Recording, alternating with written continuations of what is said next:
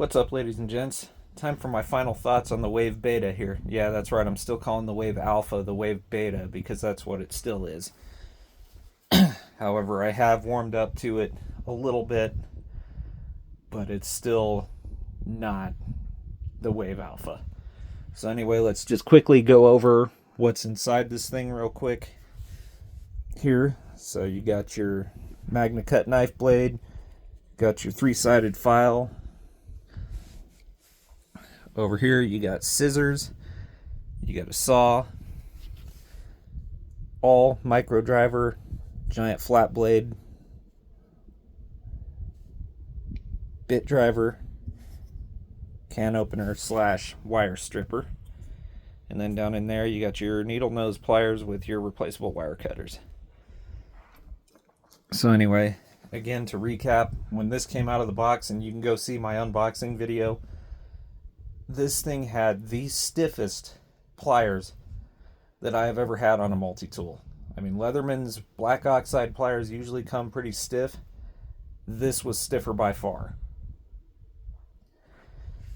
It took me a lot of work to break this thing in to where now the pliers are pretty smooth. So let's go ahead and put everything away on it. Probably could have paused you guys for this, but whatever. All right.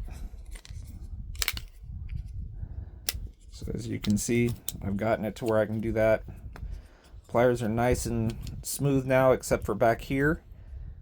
At full open, you can probably hear a little bit of a pop. So they still stick a little bit at full open. If I gave them a good hard squeeze, they would stiffen right back up. And I can't really get it to break over and close like that. Now you saw I had a short where I was able to spidey flick this. You can see this has awesome action on it. This is about the only place where it beats the Wave and the charge right here is in the knife steel and the action on that.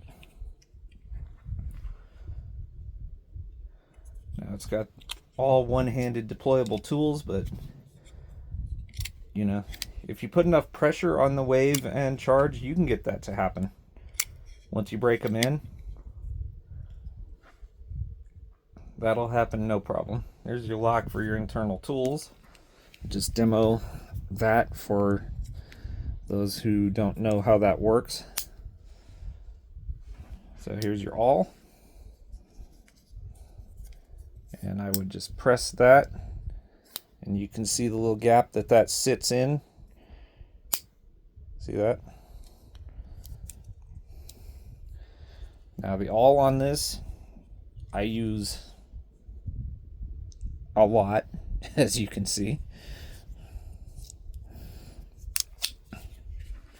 I have carried this daily since I got it.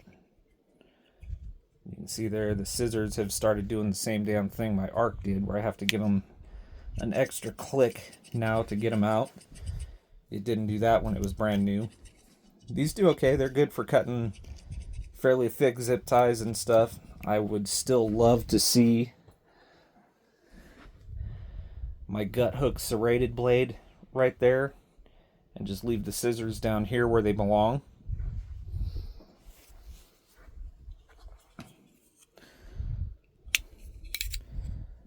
So they're all right. This G10, whether I'm using my knife blade or my pliers, I know some guys say, oh, this is the most comfortable Leatherman ever. Not by a long shot in my book.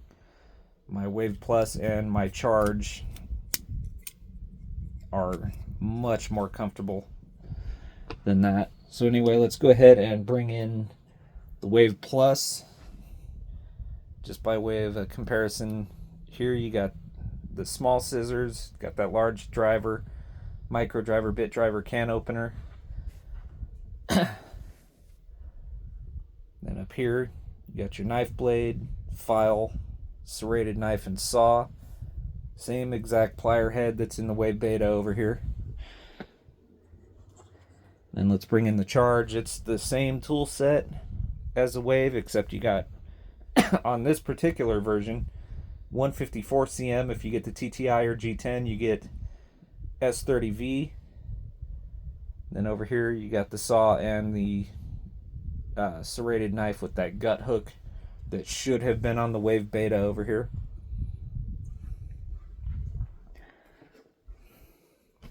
So let me go ahead and close up all these tools here. So I'll cut the crap out of myself. Alright, now this one is brand new. I picked it up because I had sold my TTI just before I knew about that. So I had to get another charge. Thank God for Gideon's Tactical finding some still available on Amazon. So these are still infinitely less stiff than the ones on Wave Beta here when it came out of the box. Infinitely less stiff. Grip on it way more comfortable because it's, you can see that aluminum scale is more rounded. Oh yeah, this has a ruler. $200 tool doesn't have a ruler. Didn't come with a sheath, didn't come with bits, nothing. 150 bucks. And I got a sheath, bits, pocket clip, lanyard ring. Using the knife, I feel far less hot spots with the charge here. And again, let's go ahead and close up the Wave Plus real quick. Again, much more rounded. Has the ruler. Now these were stiff out of the box, stiffer than that charge, but less stiff than that. But I've been carrying and using the crap out of this tool, so it's super smooth now too. Much more ergonomic handle when using that. Sorry guys, I'm dealing with some allergies.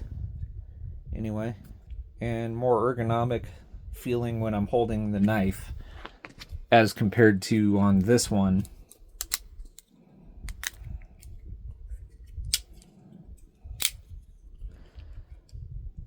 Yeah. So on this one, I'm feeling some heat right here, around this 90, and down around this lock. When I'm holding this,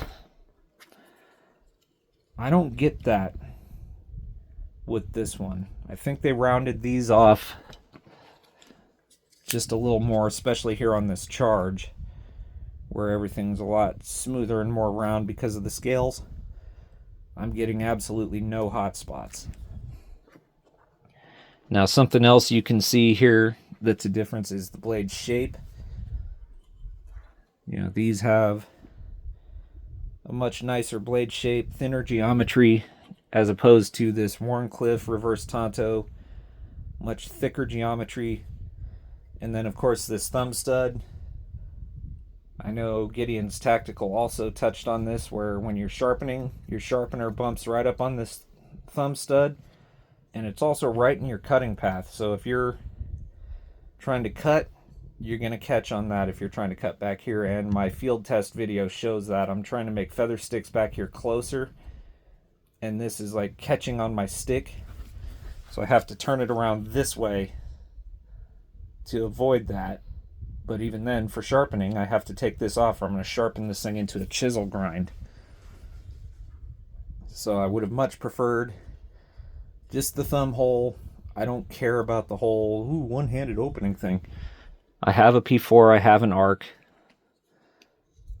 That stuff doesn't matter to me. Plus, with enough pressure and catching the right grip on it. Oh, look! I just opened the file on my charge one-handed. My other hand is over here on my left in my pocket. Alright. And even with enough practice, This is why I found the free technology kind of gimmicky at first, because, you know, with one hand, bam, I just pulled out the eyeglass driver on this tool.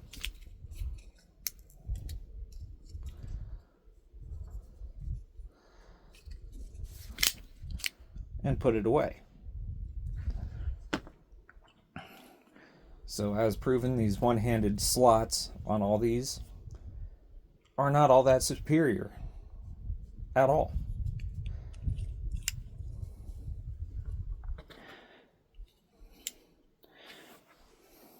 And then another thing, it seems like this one is a little bit longer in frame than these to accommodate these big ass scissors. And then there's this here where they were being lazy and didn't grind that off. So when you're trying to, if you wanted to use a ruler, see how the pliers won't go all the way together? So they didn't grind that to where that could be done. And then they didn't bother measuring that little gap so the ruler would remain accurate. As opposed to one of these.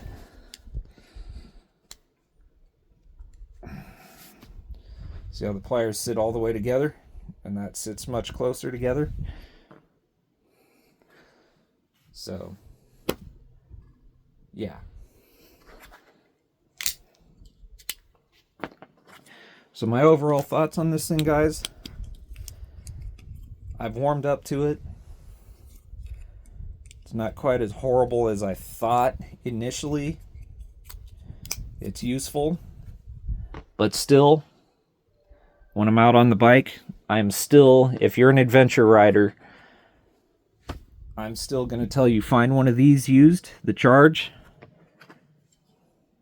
or get a Wave Plus to be your tool bag, tail bag tool to keep in your tool roll.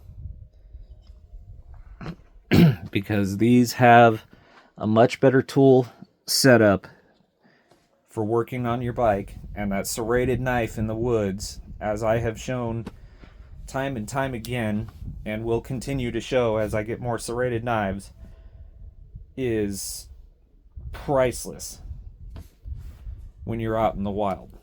That serrated knife is absolutely amazing. You don't use the scissors nearly as much, and the small scissors will do everything you need to do out there. The awl would be nice, but here's the thing about that, and I showed this in my comparison of the Wave Beta over here to the Wave Plus. You can use this as an awl. This has been demoed as that.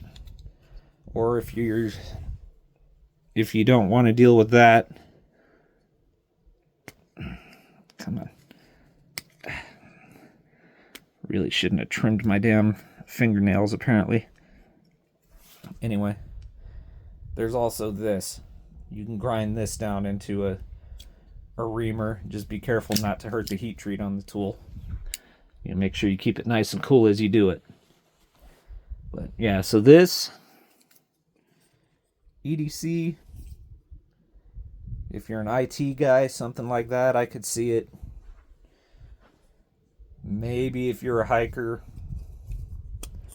or something, but as an adventure motorcyclist, and that's what kind of channel I'm running here, that's why it's called Dual Sport Outdoors. It's because I take my Dual Sport and I go outdoors. These two here, the Charge and the Wave, are much better. Plus, you would want the ruler in case you need to measure something on your bike or whatever. So anyway, guys, that's my final thoughts on the Wave Beta. I still think it's not Wave Alpha. I believe the Charge line is the true Wave Alpha, unless you want to consider the Surge part of the Wave line, like a giant wave basically, then that would be Wave Alpha. The Charges would be Wave Beta. This would be Wave Omega. And then this would be whatever the hell lowest rank in the pack would be. So, Please be sure to thumbs up, subscribe, comment, share, and we'll see you next time.